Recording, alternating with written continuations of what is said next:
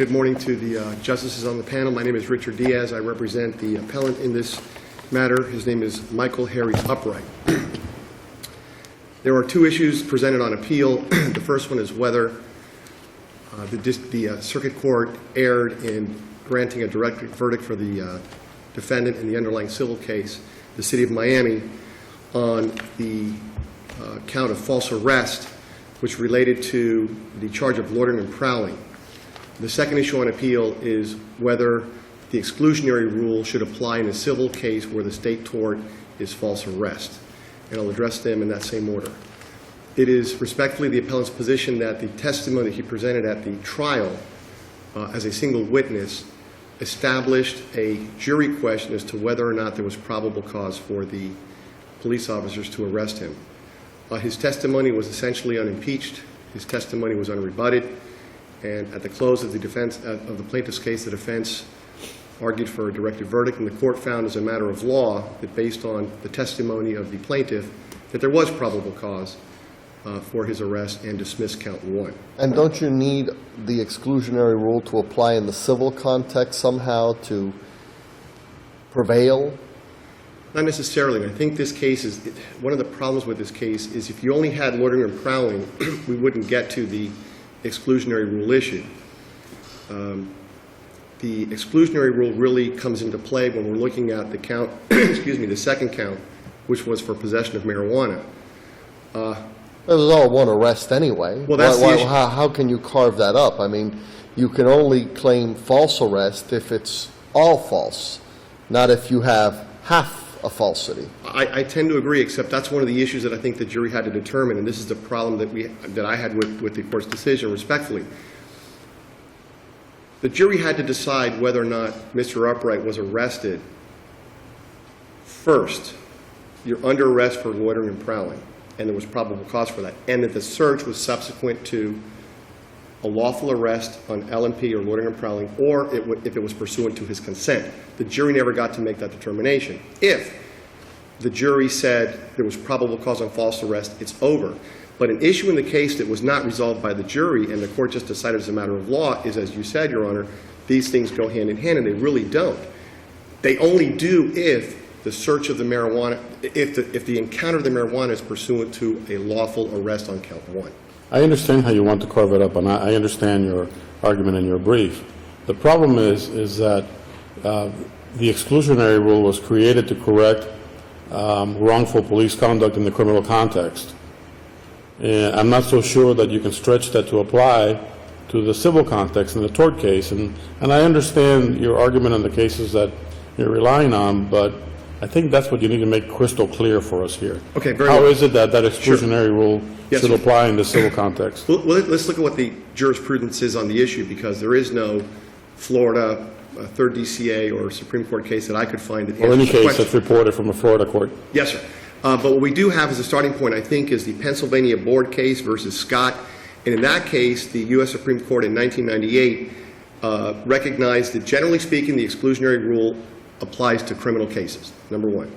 Then they also recognized that there were 3 other U.S. Supreme Court cases that were exceptions, where they said, when I say exceptions, we're going to specifically say that in these civil contexts, it does not apply. And that was the Calandra case on grand jury proceedings, that was the Janus case in civil tax proceedings, and that was an INS deportation case on Lopez Mendoza. And basically what the U.S. Supreme Court said is, in cases where we're going to look to apply or not apply the exclusionary rule in civil cases, the test is whether the deterrence benefits outweigh substantial social costs. What the U.S. Supreme Court did not say and did not reach in the Scott case is whether or not the exclusionary rule did not apply in state civil tort actions such as that of false arrest. We next go to the Towns case, which is probably the closest case after Pennsylvania Board, which gets a little closer, and that is on a 1983 case out of a district court of appeals. The problem with, or the limitations of the Towns case is that, and with all due respect to Towns' counsel, I think there's a problem there with the pleadings. The court's decision in not applying the exclusionary rule in that case appears to be driven by the manner in which the counts for liability required the application of the exclusionary rule to get to damages. And the court found that, look, you're claiming damages for your conviction and incarceration, and it's too far attenuated from the cause of action for the arrest, because in between there was an intervening cause. The intervening cause was the fact that the district court in the criminal case took action that resulted in the incarceration. And so you have a problem with an intervening cause here that we don't have in this case, and you had a problem with the manner in which the pleadings were framed, whereby there was a disconnect, if you will, between, there was a proximate cause problem with the case. It really didn't have to do with the exclusionary rule as such. And so what we have here really, when we, understanding that background and that we don't have a case that really captures what we have here, the question for this court, I think, is what deterrence benefits do we get if we apply the exclusionary rule in civil cases for false arrest? And here's a concern that I have if we don't. Police officers can go out and make a bad arrest, okay? And there's two classes of people that would be affected. Those whose arrests are affected by a constitutional, by a search, let's say, Fourth Amendment, and those who are not. So for example, if a police officer were to say, sir, if a police officer were to say, I arrested a defendant because he confessed to a murder, okay? And then it turns out that the police officer lied or was wrong. That person would have a clear state tort cause of action for false arrest. But now if we move to a second class of plaintiffs where the arrest is based upon the finding of evidence, it requires a search, okay? And a situation where an exception to the Fourth Amendment or the Fourth Amendment could carve out evidence, resulting in a favorable ruling for the defendant. But we're now saying if we apply the concept that the City of Miami wants to, we're saying that those people are not protected from false arrest situations. We're only going to protect a certain class. We're only going to protect people whose arrest did not implicate a Fourth Amendment search or seizure. Your first hypothetical posited bad faith conduct on behalf of the police officers. I understood it, that he arrested the individual hypothetically for a murder charge when it was absolutely clear that there was nothing there. Here, there's no allegation by you that in the first encounter and arrest that there was any bad faith. You're correct, but false arrest does not require a bad faith element. That's the issue. It requires a lack of probable cause. So we can take my example to include a class of persons who are arrested with a lack of probable cause without any bad faith, but where there's no constitutional implication in terms of search and seizure. And those persons would be... You're arguing that there needs to be an exclusionary rule in the civil context. So I guess I'm questioning, well, if we have to create a rule, why wouldn't we back it down to where there is